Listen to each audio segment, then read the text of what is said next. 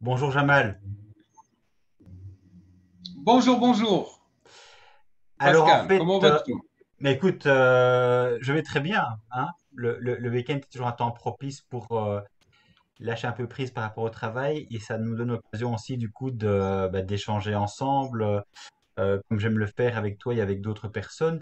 Ici en fait, Jamal, c'est le second entretien en fait, puisqu'il y en a eu effectivement un premier il n'y a pas longtemps, autour en fait de ton livre coécrit avec Véronique Leclerc, L'impressionniste de Molenbeek. Tout à Donc, fait. donc c'est un très très gros travail en fait de 3 ans de labeur, tu me disais. Et on peut le comprendre parce qu'effectivement, il y a plus de 800 pages et on en parlera également, mais j'aurais évidemment souhaité savoir un petit peu quelle était la source d'inspiration, la documentation réunie pour pouvoir effectivement Tout à fait. écrire ce roman policier. Je l'ai dit, on a déjà fait effectivement un premier entretien, mais tu avais souhaité en faire un second. Est-ce que tu peux éventuellement, peut-être d'entrée de jeu, nous dire effectivement qu'est-ce qui peut-être avait manqué au premier et donc la raison pour laquelle tu souhaitais faire ce second? Bien. Ben, disons que dans le premier, comme je manquais un peu d'expérience, je n'ai pas attaqué le cœur du sujet. Et puis, comme le sujet lui-même est immense, c'est un océan. Donc, le premier, c'était un peu comme une série un peu d'approfondissement et ça nous permettait un peu de mettre le cadre. Voilà. D'accord. De dire qu'il y a un roman d'espionnage sur Bruxelles et en tant que citoyen belge, d'origine marocaine et de culture musulmane. Voilà, il était temps que je me positionne et à travers ce roman, j'essaye un petit peu d'amener le débat. D'accord, très bien. Donc on va effectivement du coup approfondir le débat. Je le disais, 3 ans de labeur, plus de 800 pages, donc c'est quand même un travail de titan. Tu peux nous dire peut-être avant d'entrer dans la matière même de ton ouvrage, quelles ont été les sources d'inspiration finalement, quelle a été la documentation rassemblée pour justement donner un fil conducteur à ce livre de 800 pages? Tout à fait. Alors, la source de documentation, il y a pléthore de sources. Donc, il y a déjà France Culture, déjà. Parce que France Culture, il y a une émission sur l'islam tous les dimanches matins avec, j'ai oublié le nom de l'animateur, donc c'est une émission qui dresse un petit peu le portrait de l'islam comme culture avec différents invités. Donc cette émission, elle existe depuis des années et donc il y a une base de données de différentes émissions de 50 minutes. Donc je me suis beaucoup inspiré de cette émission parce qu'il y a des intervenants français, que ce soit des imams, des directeurs de prison, des directeurs d'école, et donc voilà, ça brosse. Et puis il y a aussi une pléthore aussi de reportages un peu Arte ou des reportages qui ont une source un petit peu, une source de documentation qui est assez poussée. Généralement les reportages d'Arte. Donc là, il y a pléthore, il y avait sur l'histoire de l'islam, il y avait sur la montée du terrorisme. Et donc l'un ou l'autre, c'est de la documentation. Donc il y a aussi un petit peu tout ce qui est l'histoire de l'islam stricto sensu, l'islam entre lui-même, les sunnites, les chiites, les hadiths, voilà. Et là, j'ai eu des personnes, j'ai un travailleur social de Saint-Gilles d'origine yéménite qui un petit peu m'aide et travaille avec moi sur cette thématique-là. Et puis, il y a aussi les écrivains, enfin, un petit peu les chercheurs, les sociologues qui écrivent là-dessus, que ça se va de Gilles Kepel à Olivier Roy. Et donc, ça me permet aussi d'avoir un petit peu le contexte sur un petit peu où on en est maintenant par rapport à l'islam, par rapport au fondamentalisme religieux et par rapport au djihadisme et au terrorisme. Voilà, un petit peu. C'est ça.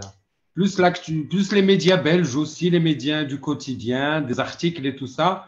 Mais bon, les articles, ça ne permet pas d'avoir des investigations de long terme. Oui, parce qu'en fait, il y a quand même pas mal aussi de notes de bas de page dans le Oui, livre, justement, pour un petit peu, quelque part, donner l'envie au lecteur d'aller plus loin ou de comprendre certaines notions qu'il ne comprend pas forcément, n'étant pas, de fait, forcément habitué à ce genre de thématique, hein. Tout à fait. Ça a été un débat, si je peux me permettre, ça a été un débat avec la lectrice de si on veut être pédagogique et divertissant, est-ce qu'on doit mettre les notes de bas de page ou pas. Donc, longtemps, on a été dans ça et puis on a conclu que le lecteur n'a pas toujours le temps d'aller ailleurs et que s'il est concentré sur le roman, il faut lui donner l'information au moment même. Et donc, bon, certains peuvent dire, et je suis d'accord, qu'il y a une pléthore de notes de bas de page, mais ça permet au lecteur de rester dans le roman et de ne pas s'éparpiller pour aller chercher l'information ailleurs. Et puis, en gros, c'était ça le parti pris. Ouais. Et alors, évidemment, Jamal, dans notre premier entretien, il était pas mal question quand même en filigrane, je dirais, de la question de la drogue. Mais ça te semblait effectivement quelque part un peu trop prégnant par rapport euh, à l'ensemble du livre. Donc, moi, j'aurais voulu évidemment connaître un petit peu ton point de vue par rapport à l'islam et quelque part, quel est le fil conducteur? Qu'est-ce qui a motivé l'écriture de ce livre? Quelles ont été tes prises de conscience et du coup, ton envie, j'ai envie de prendre la parole par l'écrit? Tout à fait. Donc, voyez-vous, pour revenir un petit peu à l'histoire, l'islam, c'est une boîte à outils et il s'est exporté dans l'histoire. Voyez-vous, en Turquie, l'islam est pratiqué dans la langue turque. Et en Malaisie, l'islam est pratiqué dans la langue de la Malaisie. Voilà. C'est pour un petit peu recontextualiser. Et ici en Belgique, ben, quelque part, l'idée que je défends et que d'autres personnes défendent aussi et que l'autorité belge défend aussi, et je suis en soutien de l'autorité belge, c'est qu'il faut parler maintenant de l'islam de Belgique. Voilà, voilà. Arrêtez un petit peu de mettre la poussière sous le tapis. Nous ne sommes pas en Arabie Saoudite. Nous respectons l'Arabie Saoudite, il n'y a pas de souci. Ils sont libres chez eux, mais nous refusons en tant que citoyens qui viennent faire la politique ici en Belgique. Ici en Belgique, nous demandons, moi-même et d'autres, l'islam de Belgique. L'islam de Belgique, ce n'est pas l'islam de Tunisie, ce n'est pas l'islam d'Arabie Saoudite, c'est un islam qui est compatible avec notre belle constitution libérale d'héritage napoléonien. Voilà.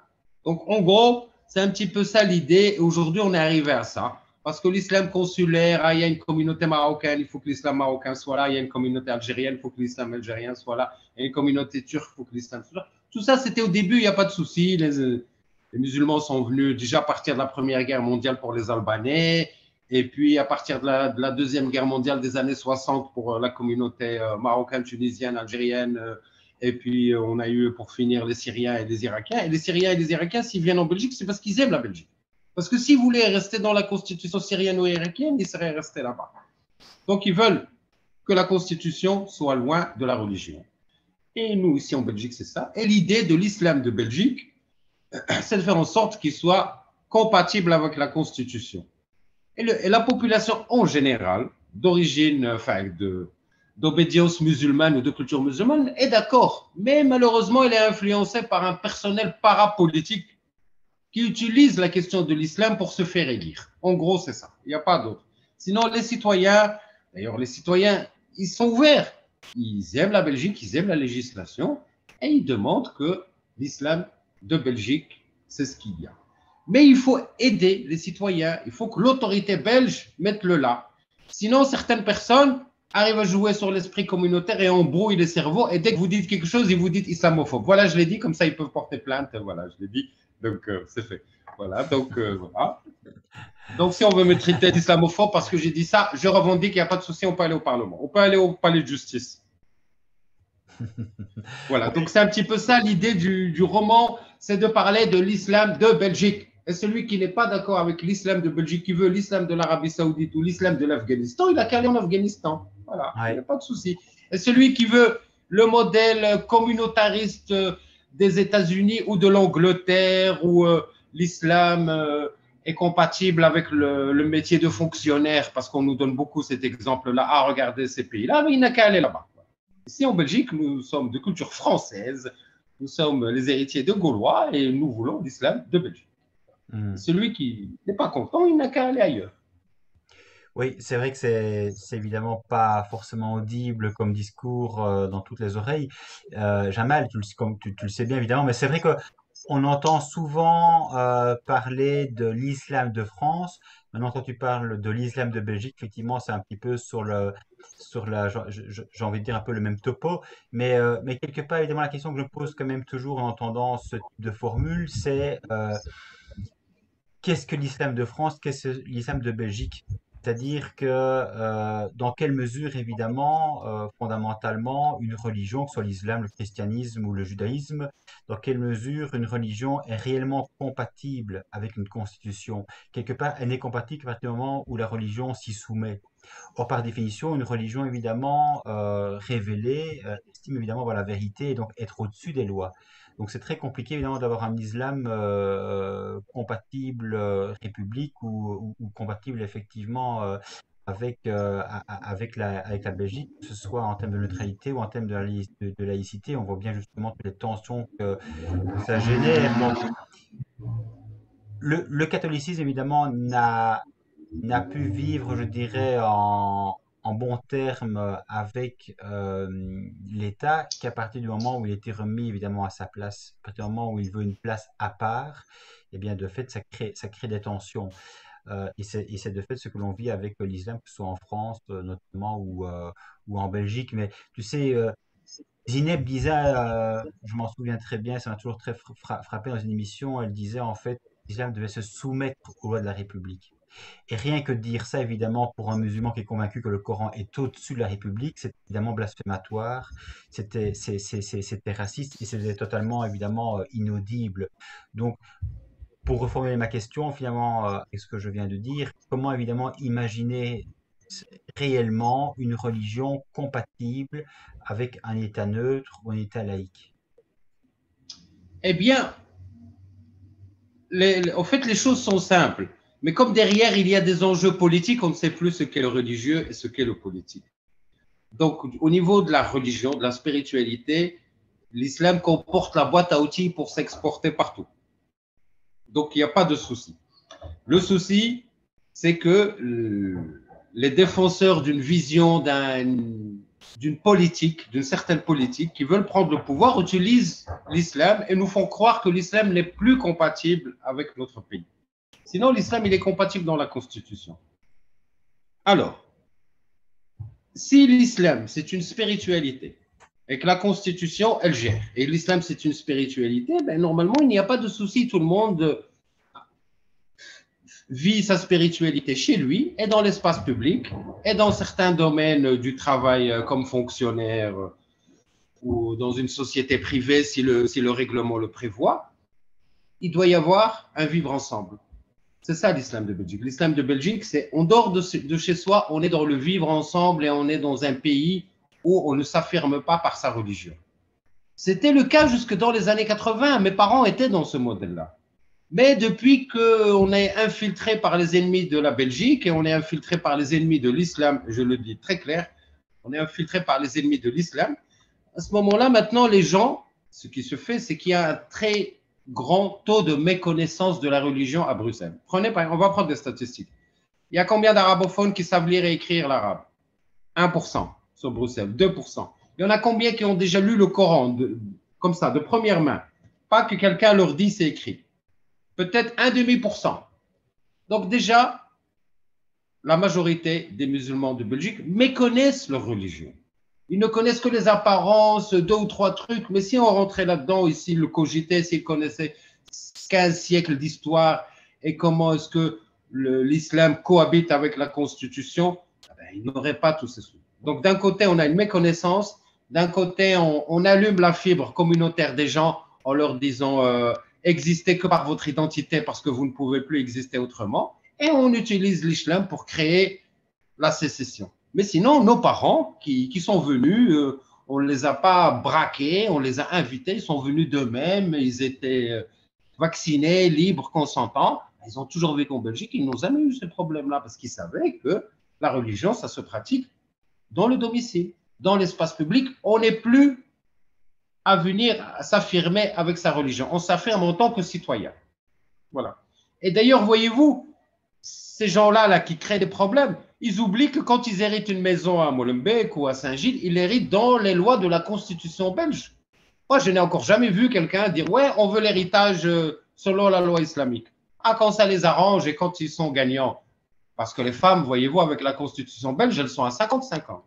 dans la loi islamique, dans la charia, elles ne sont pas à 55 ans. Donc voilà des cas de la vie de tous les jours où le code civil ne pose pas problème. Alors pourquoi le code civil va poser un tout petit problème pour l'histoire du voile?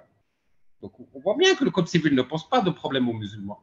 Il est dedans, fait son ramadan quand il veut, on ne l'empêche pas, il n'y a pas de police de la religion, il est libre. Aujourd'hui, il peut être sunnite, demain, il peut être chiite, demain, il peut être hanafite. Dans certains pays, on le tuerait. Hein? Et vous, si vous changez d'école juridique musulmane, dans certains pays, vous êtes condamné. La liberté totale d'entreprendre, il peut être catholique le lundi, bouddhiste le mercredi, aller à telle mosquée le jeudi ou telle mosquée quand il veut. Dans certains pays, en Iran, on ne peut pas aller à telle mosquée ou telle mosquée. Parce que si vous allez dans telle mosquée, les services secrets notent disent vous allez dans une mosquée contestataire. Voyez-vous, ici, on est dans la liberté, mais certaines personnes, je dis, certains responsables politiques ou parapolitiques qui veulent gagner aux élections utilisent la religion et le communautarisme pour créer des soucis et faire penser que l'islam n'est pas compatible avec la démocratie. Alors maintenant, je reviens aux sources du Coran. Il y a une sourate qui s'appelle la consultation. Ça veut dire quoi cette consultation? Quand le prophète était encore vivant, on lui a demandé de nommer les héritiers. Qui allait venir le calife? Il a dit, je ne peux pas. C'est une affaire des terriens entre eux. Dieu ne vous aidera pas et moi je ne vous aiderai pas. Je ne donnerai pas qui va me remplacer. Vous devez gérer ça entre vous. Il y a les affaires spirituelles, mais il y a les affaires terriennes et les affaires terriennes doivent être gérées par un code fabriqué par les terriens. Et la sourate s'appelle la sourate de la consultation. Et elle est proche de la démocratie. On ne parle pas encore, il y a 15 siècles, on ne parlait pas du mot démocratie, mais il y a une idée que la loi doit venir d'un arrangement entre les humains, d'une entente, d'une négociation. Donc déjà là, c'est déjà un premier pas pour dire que la religion est compatible avec la démocratie. Voilà. Ça, c'est le discours aussi des salafistes qui disent il faut déconseiller aux musulmans de rentrer dans la politique. Il faut rejeter la politique. Ça, c'est les discours des salafistes pour nous faire croire que s'intéresser à la politique, faire une loi, ajuster une nouvelle loi, voir qu'il y a une situation qui n'est pas idéale, on va repenser le code, dire non, ça, on ne peut pas. Ça, c'est leur discours à eux, mais il est faux. D'ailleurs, historiquement, il est faux parce qu'il y a Sulayman le Magnifique, qui était un calife, je ne sais pas exactement son titre, qui a inventé le code. On a le code Napoléon, mais on a aussi le code de Sulayman. Donc, si lui-même était un calife, un ottoman a inventé un code, ça veut dire qu'on peut légiférer, que l'islam est compatible. Voilà, en gros, j'ai dressé déjà un premier tableau. Oui, mais bon, c'est vrai évidemment, Jamal, que tu sais comme moi sans doute que les textes religieux, évidemment, parfois on leur fait dire un peu tout et n'importe quoi. Ce qui de fait entre les mains de certains peut être, j'ai envie de dire, libérateur, et entre les mains d'autres personnes, ça peut être extrêmement oppressant, et en particulier par rapport évidemment aux femmes, parce que je pense que tous les textes religieux ont quand même, et on peut toujours choisir évidemment l'un ou l'autre verset qui se contredisent, et en fonction de la position que l'on tient, on prend tel ou tel verset on met tel ou tel verset en exergue, mais de manière générale, les textes religieux ne sont pas forcément émancipateurs, ils ne sont pas forcément pour la démocratie, le vivre ensemble, quelles que soient les convictions de chacun. Et les droits de l'homme, tels qu'on les conçoit en Occident et tels que les textes religieux peuvent éventuellement euh, les promouvoir, ce sont quand même en général quand même deux choses diamétralement opposées. Donc c'est parce qu'évidemment la démocratie nous a permis de nous extraire justement du religieux, qu'on a commencé à pouvoir effectivement vivre selon sa liberté de conscience et agir quelque part comme bon nous semble. Parce que si on s'en tient au texte religieux, il y a énormément de prescrits aussi qui nous obligent quelque part à nous formater, si l'on veut être conforme, à nous formater à des préceptes, à une façon de voir, de penser et d'agir en fonction de ce que Dieu serait censé attendre de nous. Donc moi personnellement, évidemment, je pense, et je crois quand même que l'histoire nous le démontre à suffisance, c'est que les religions sont finalement extrêmement peu émancipatrice. Mais si on veut en revenir effectivement à ton livre quand même que j'ai parcouru, je ne l'ai pas lu en entier, c'est impossible évidemment pour pour notre entretien, mais je voudrais quand même lire un passage Oui, relativement long, mais qui me paraît oui, effectivement, comment dire, assez évocateur de ce sur quoi toi et Véronique avez essayé effectivement de mettre en exergue. Donc je crois que c'est un passage clé et je souhaiterais après te donner la parole pour qu'effectivement tu puisses rebondir et réagir sur les propos que je vais lire. Donc c'est à la page 688, 14 décembre 1983, dans une bibliothèque à Paris. Quelques jours après la marche pour l'égalité et contre le racisme, au milieu de rangées de livres datant de la Première Guerre mondiale, deux hommes discutent avec un café noir autour d'une petite table ronde sous le regard d'une toile du maréchal Pétain. Nos deux théoriciens ajustent les détails d'une alliance plus qu'imprévue. Le premier, les cheveux gris dans un impeccable costume noir, spécialiste en carburant intellectuel de la droite extrême et de la culture européenne avec 5000 livres dans la tête, surnommé le cerveau, et le second, un juriste ouléma, réfugié en France après plusieurs activités politiques interdites. Pour l'instant, la relation est hésitante, voire aléatoire, entre votre gauche et l'adolescence des banlieues. La gauche se méfie de certaines associations de jeunes, des quartiers populaires, mais l'extrême droite remporte des succès électoraux et les communistes ne voient en ces marcheurs que des jeunes manœuvrés par la gauche pour les éloigner des thématiques sociales comme le chômage et le logement en parlant du racisme structurel. Parfait, c'est un électrochoc. Pour la première fois, ces fils et filles d'immigrés, dont on n'avait jamais imaginé qu'ils chercheraient à faire nation sur le territoire français, se mobiliseront dans le religieux. Et comme on sait que certains jeunes de l'associatif maghrébin cherchent une reconnaissance de leur identité, on utilisera leur querelle d'ego et nos radicaux mineront facilement les possibilités de toute organisation politique de cette jeunesse des banlieues, en dehors de nos structures, précise le savant en islam et historien. À part certains jeunes qui entrent en politique avec les élections sur la liste des Verts, pour l'instant, la communauté maghrébine n'est pas dangereuse, dit l'idéologue de l'extrême droite. Mais votre gauche française a déjà intégré plusieurs militants de la Marche dans sa campagne électorale, dit le savant oriental, ex-vice-président d'un parti politique dissous et ex-prisonnier politique. L'ex-vice-ministre égyptien a de l'estime pour son âpre opposant qui ose et propose, il ne fait pas que bavarder. Entre ces deux extrémistes se noue dans une idée, une alliance pour diriger l'avenir de cette jeunesse égarée entre assimilation, intégration, crise du travail, choc culturel, attirance et rejet de l'Occident dans l'ignorance. Victime, mais de quoi? Votre société française intègre beaucoup plus qu'on ne le croit. Ça sera un rude problème pour sortir ces jeunes Français et leur rappeler leur côté arabe et musulman tous les jours, dit l'oriental. Et l'islam, très peu agité dans les années 80, deviendra votre banderole pour attirer ces jeunes Européens. Avec l'échec social, c'est le moment pour la récupération de la marche, dit l'idéologue de la droite extrême. Je vois beaucoup d'anciens marcheurs qui se tournent déjà vers nos mosquées, avec cette idée que puisqu'on n'est pas chez nous, alors on va se créer notre chez nous, argumente l'oriental avec un projet pour capter la jeunesse de l'Europe dans une vision politique qui n'a pas fonctionné en Orient après l'intervention des militaires et un coup d'État. C'est le retour en force de la religion, dit le Français avec son café. La gauche a pu séduire les enfants de la République, attentifs à la démocratie et respectueux de votre Constitution. Mais cette gauche n'a pas su proposer de l'emploi et du concret, réplique le religieux et réfugié politique. Voilà un accord que je n'aurais jamais imaginé conclure. J'admire en vous cette connaissance historique, dit le leader de la droite extrême. Pour exister, votre parti politique a besoin d'une clientèle. Et si vous préférez vos frères à vos cousins, je comprends. Au fond, vous êtes un avant-gardiste et je vois en vous un fin patriote. Fin de citation. ah, quelle belle lecture. C'est un peu ça, non, le fond de l'histoire. Oui, c'est ça, c'est exactement ça. Alors, en cherchant un petit peu jour et nuit pour faire cette enquête, je suis retombé un petit peu à cette manif des marcheurs qu'il y a eu en France. C'était un événement en 83 ou 84, je ne sais plus.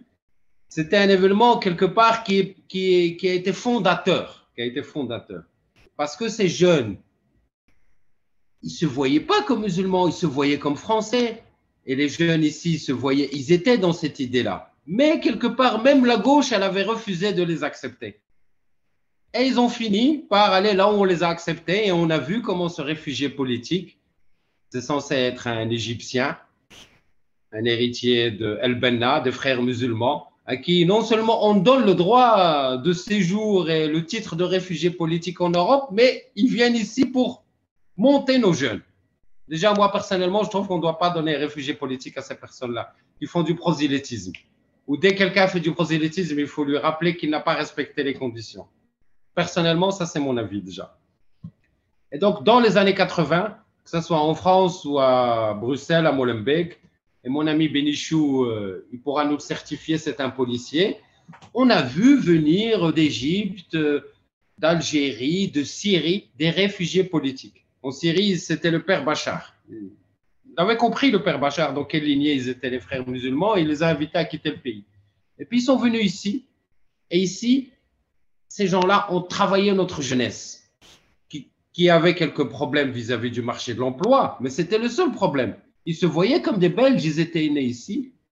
Et voilà comment cette jeunesse a été retournée pour haïr son pays de naissance, à travers des hommes politiques, que ce soit des fréristes qui ont besoin de récupérer le stock ici européen, ou l'extrême droite, qui n'a pas intérêt aussi à voir ces personnes s'assimiler, parce que s'ils s'assimilent, elle n'aura plus de motif d'existence, si tout va bien.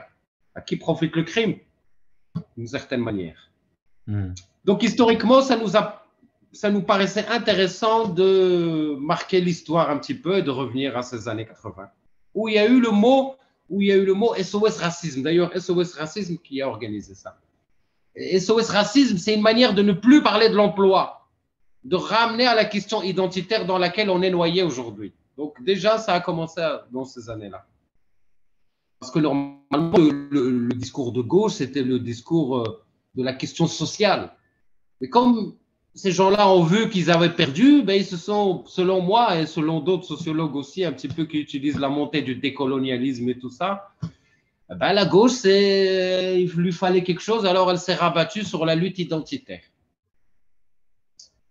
Voilà, en gros. Et donc maintenant, on est un petit peu dans les conséquences de tout ça. Hmm. Mais je suis ravi que tu aies pioché ce passage-là comme ça, qui se trouve tout au fond, Ouais. déjà. Ouais, ouais, je le trouvais très, très éloquent finalement par rapport effectivement aux propos du livre et par rapport précisément au second échange que nous souhaitions avoir ensemble. Mais du coup, évidemment, Jamal, en t'entendant aussi, je me dis, bon, tu sais comme moi, évidemment, euh, euh, s'émanciper de sa communauté, c'est pas évident. On le voit bien avec Fadila Maroufi, on le voit aussi avec Zineb El Rezaoui et avec d'autres personnes qui sont censées appartenir à leur communauté d'origine. Et le fait de quitter cette communauté d'origine, de s'en émanciper et de vouloir vivre librement, souvent évidemment, c'est une forte tension parce qu'on n'est pas forcément compris des personnes qui sont censées justement être déjà libres. Hein. On pourrait parler de la gauche, effectivement, qui ne comprend pas forcément ce type d'attitude. Et du coup, en fait, ça nous met aussi en porte-à-faux par rapport évidemment à la communauté d'origine qui, elle, évidemment, voit les personnes qui ont quitté la communauté comme des personnes qui ont trahi la communauté. Hein. On peut les appeler des bounties ou autrement. On connaît le vocabulaire extrêmement péjoratif et très humiliant en fait qui est utilisé par rapport aux personnes qui sont censées être trop libres par rapport à ce que la communauté attend d'eux. Et donc en fait ma question, Jamal, c'est toi, justement, en particulier, on pourrait te faire quelque part le même genre de reproche, ne pas comprendre par rapport à ta communauté d'origine pourquoi effectivement tu prends cette parole-là et pourquoi tu ne défends pas simplement ta communauté. Donc, dans ton propre vécu quelque part, qu'est-ce qui fait qu'à un moment donné, tu t'es dit, c'est pas trahir que de vivre effectivement la vie comme je le souhaite et d'exprimer les choses comme je le pense réellement, sans pour autant être récupéré ben, par les personnes évidemment qui sont de fait d'accord avec toi, mais on pourrait dire elles sont d'accord avec toi, mais tu es un traître. Alors, pour être très simple, je n'ai encore jamais vu quelqu'un de ma communauté partager ses gains avec moi. Voyez-vous, tous ces parlementaires-là, ou députés de la région bruxelloise ou échevins, parce que c'est eux beaucoup qui parlent de la communauté. Hein. C'est les échevins, c'est les hommes politiques qui nous vendent l'esprit de communauté. Jusqu'à présent, personne n'est venu me dire, écoute, sur les 5 563 € que j'ai gagnés, pour ma communauté, je te donne 2 euros. Ça, c'est un. Donc, je ne vois pas, moi, pourquoi je dois être solidaire avec des gens qui créent une communauté pour nous faire croire qu'ils représentent un poids. Parce que, oui, sociologiquement, on pourrait dire qu'il y a une communauté marocaine, comme il y a une communauté congolaise, mais en même temps, autant les Marocains sont peut-être communautaristes, mais ils sont aussi individualistes. Par exemple, dans l'électorat, ils sont individualistes. Hein, voyez-vous, c'est pas comme, entre guillemets, les Turcs qui reçoivent un mot d'ordre, ils votent tous pour le même. Les Marocains, il y en a qui votent libéraux, il y en a qui votent écolo, il y en a qui votent PS, il y en a qui votent CDH. Donc, même s'il y a une communauté, ils sont plus ou moins encore indépendants dans la manière dont ils jouent. Et cette notion de communauté, oui, on parle dans l'islam et de la communauté, mais on parle aussi du pays de naissance et on parle aussi de où on vit. Et moi, ma communauté, dans le sens religieux, c'est la communauté belge. Parce que c'est ma communauté belge qui est utile pour moi. C'est les travailleurs belges qui payent ma mutuelle, c'est les travailleurs belges et moi-même qui payent les impôts. Donc, c'est ça la communauté dans le sens étymologique de l'esprit. Parce que même le prophète, il disait, il faut penser à son voisin. Il faut avoir des bonnes relations avec son voisin, même si le voisin, il est d'une religion différente ou d'une culture différente. Donc, on est dans la communauté juste si on est de telle religion. Non, on est dans la communauté si on vit ensemble. Voilà. Et moi, je vis dans la société belge et c'est vis-à-vis de la société belge que je suis fidèle. Et la majorité des Marocains ou des Belges d'origine marocaine sont fidèles à l'État belge. C'est les parapolitiques qui leur bourrent le mou dans les élections pour dire qu'il y a une communauté pour peser, soi-disant la communauté va peser électoralement ou économiquement en boycottant tel ou tel produit. Mais voilà, cette communauté, c'est comme dire les jeunes, c'est une construction du marketing. Oui, mais en même temps, Jamal, on en parlait tout à l'heure, mais c'est vrai qu'en même temps, on voit bien à travers le voile justement une résurgence du religieux dans la sphère publique.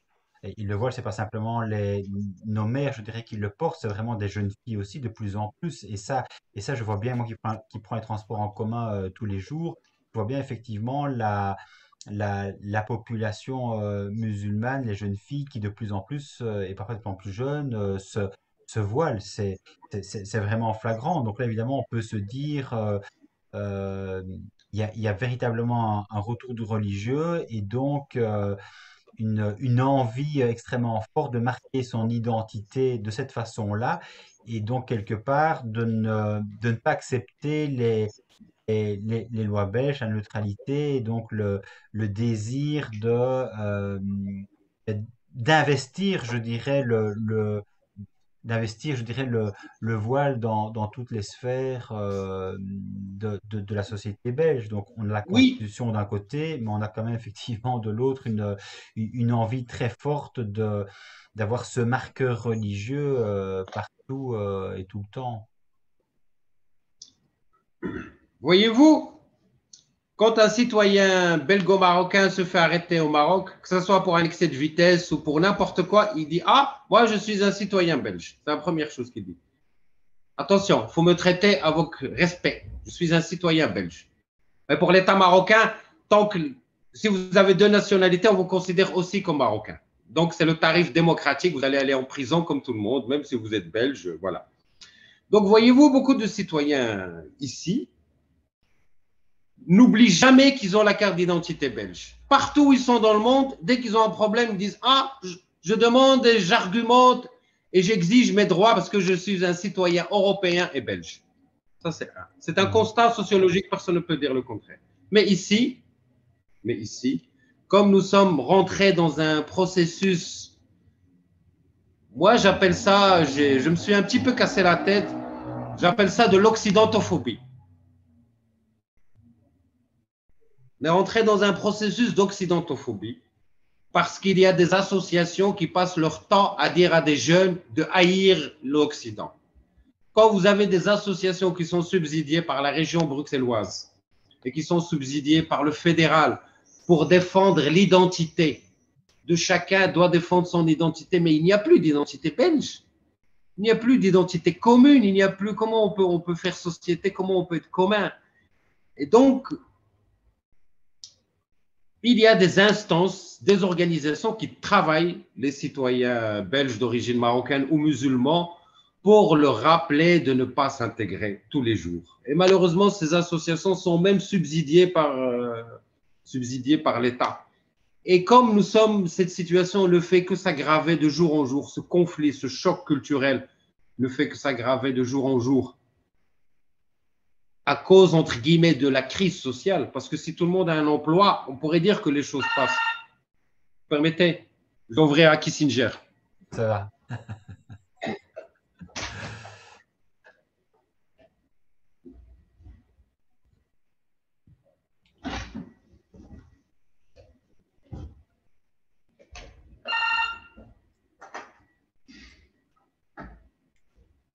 Bon, il y a toujours un inconvénient quelque part. C'est le, c'est les imprévus du direct. Tout à fait. Et donc, comme il y a quelque chose au niveau du travail, au niveau de la formation, et qu'il y a un chômage galopant, la frustration, elle s'exprime à travers la guerre identitaire, à travers le décolonialisme. Il est plus facile de dire je sens qu'il y a du racisme contre moi que de dire que je n'ai pas les compétences. Voilà, pour certains. Pour d'autres, peut-être c'est autre chose.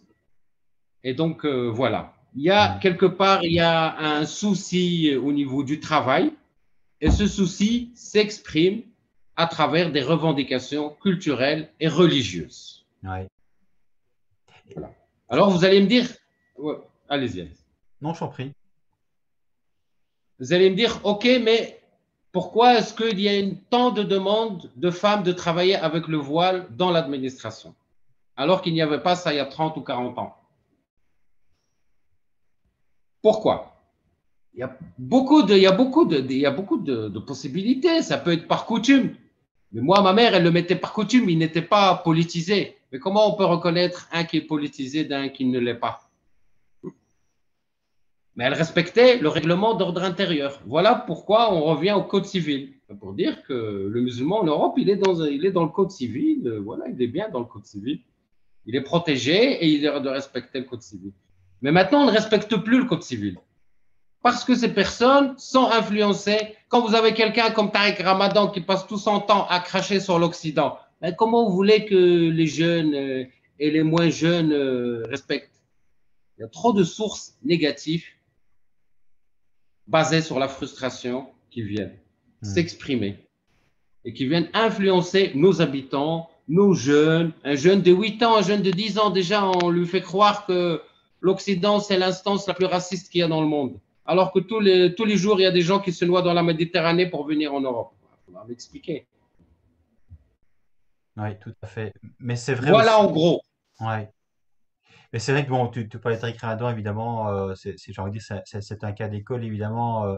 Il revendique sa religion, mais c'est vrai qu'une fois qu'il est évidemment lui-même pris à partie, il est content évidemment d'avoir une démocratie et de se servir de ses avocats pour revendiquer ses droits au sens justement du droit civil, du droit pénal et de la Constitution. Donc je pense qu'il y a effectivement deux poids deux mesures et c'est un fin stratège comme on dit. Mais c'est vrai aussi évidemment, Jamal, quand je t'entendais, je me disais c'est vrai qu'il y a beaucoup d'influences extérieures qui nous arrivent et moi je songe évidemment aussi du coup dans ce cadre-là aux, euh, aux élections il y a quelques années en Turquie par rapport à la réélection d'Erdogan où on voyait justement une forte population turque en Belgique qui avait la démocratie, les droits, les libertés, mais qui en réalité, en fait, ont voté Erdogan. Donc là, ça montre bien qu'il y a une sorte de non-intégration par rapport à notre système, parce qu'on va évidemment aller quelque part oppresser son propre peuple à l'étranger, tout en revendiquant effectivement des droits à l'égard de la Belgique. Donc là, il y a quelque chose, je trouve, d'assez paradoxal et pour tout dire, d'assez détestable. C'est un vrai problème, ça. C'est un vrai problème parce qu'il y a des gens qui naissent en Belgique, mais qui sont influencés de l'extérieur. Mhm. Même eux, ils ne savent pas qui ils sont. Oui, oui, et je lis ce qu'ils écrivent sur Facebook et tout ça, ils sont vraiment, ils se sentent victimes, quoi. Il y a un complot, quoi. Ouais. Ouais, et c'est vrai que les réseaux sociaux, pour le coup, c'est une boîte, non pas outils, mais une boîte de résonance extrêmement incroyable pour gonfler finalement des micro-problèmes pour en faire absolument des choses qui deviennent de fait totalement ingérables, hein. Donc c'est aussi quelque part, les réseaux sociaux, c'est un petit peu aussi pour le meilleur et pour le pire, quoi. Je ne sais pas, Mais Jamal, par rapport effectivement au cœur de ton livre, est-ce que tu souhaitais justement oui, nous dire quelque chose d'essentiel? oui. En fait, je voulais parler des sources d'influence. J'ai beaucoup passé de temps sur les sources d'influence parce qu'il faut revenir, hein. Quand un terroriste attaque quelqu'un, on dit ah c'est un loup solitaire, il a lu sur Internet, il a été sur Facebook. Donc voyez-vous, toutes les sources d'influence, hein. Vous élevez un enfant, vous l'amenez à la mosquée gentiment, vous l'élevez, quelqu'un vient lui bourre le mou. Donc les sources d'influence, hein. On a parlé des recruteurs. C'est qui le recruteur? Donc les sources d'influence, c'est Al Jazeera, c'est toutes ces chaînes-là qui, du jour et nuit, nous montrent des bombardements, et voilà, pour essayer d'attirer les Occidentaux et les mettre dans un état de haine de l'Occident, un petit peu ça. Et donc, dans les sources de l'influence, on a par exemple AJ+, qui est sur Facebook, AJ+, ça s'appelle Al Jazeera+. Et donc, dans AJ+, qu'est-ce qu'on a? On a un jeune bruxellois qui a travaillé chez Axiris, qui est financé par l'enseignement belge, qui a vécu avec les allocations familiales belges et qui tous les jours parle de la Belgique, l'État le plus colonialiste au monde. Voilà. Voilà. Et ce jeune, ou ce moins jeune parce qu'il vieillit aussi, il a une aura à Bruxelles. On l'écoute, hein, voyez-vous, il crache sur la Belgique tous les jours et on l'écoute. Voilà, parce qu'il est de telle origine. Mais il n'est ni savant ni rien du tout. Et donc voilà les sources d'influence, comment ça passe. Comment ça passe de YouTube, comment ça passe de Facebook, comment ça passe par des ASBL qui organisent un repas, comment ça se passe par notre fameux CCIB. Voilà. C'est vraiment ça auquel j'ai essayé d'influencer, c'est sur le travail de propagande. Et donc là-dedans, il y a le major qui, dont sa mission aussi, c'est d'analyser la propagande des adversaires, hein, et d'essayer de la casser, quoi, hein, de la casser par les arguments ou par d'autres éléments. Donc, Bruxelles, notre jeunesse, elle est la cible de beaucoup de propagande qui viennent de l'étranger. Des frustrés, ça, ils veulent pas voir que les gens vont vivre leur vie heureuse. Il faut que les gens soient dans les problèmes. Il faut qu'on manifeste pour les Palestiniens tous les jours, qu'on manifeste pour les Ouïghours. Mais est-ce qu'il y a quelqu'un qui manifeste pour les Molenbeekois? Eux-mêmes, ils s'oublient dans l'équation. J'ai cru entendre que les Molenbeekois, ou en tout cas les jeunes bruxellois, n'avaient pas d'ordinateur pendant le Covid. Ça m'a étonné. Des jeunes dans le secondaire qui n'ont pas d'ordinateur. Mais ils ne savent pas parler de ce problème-là, au lieu de chaque fois créer des soucis et parler des problèmes qu'il y a en Somalie. Non, ça ne nous intéresse pas. Et voilà, c'est tous ces organes comme ça, ces instances de propagande auxquelles j'ai essayé, à travers le roman d'espionnage, de les infiltrer, de Mhm. comprendre leur fonctionnement sur notre jeunesse. Et tu parlais en fait, Jamal, de ce jeune en fait d'actrice qui Oui, crachait sa haine de l'Occident. tout à fait. Et tu parlais tout à l'heure justement du côté social, le fait de ne pas avoir de travail qui peut effectivement générer des extrémismes.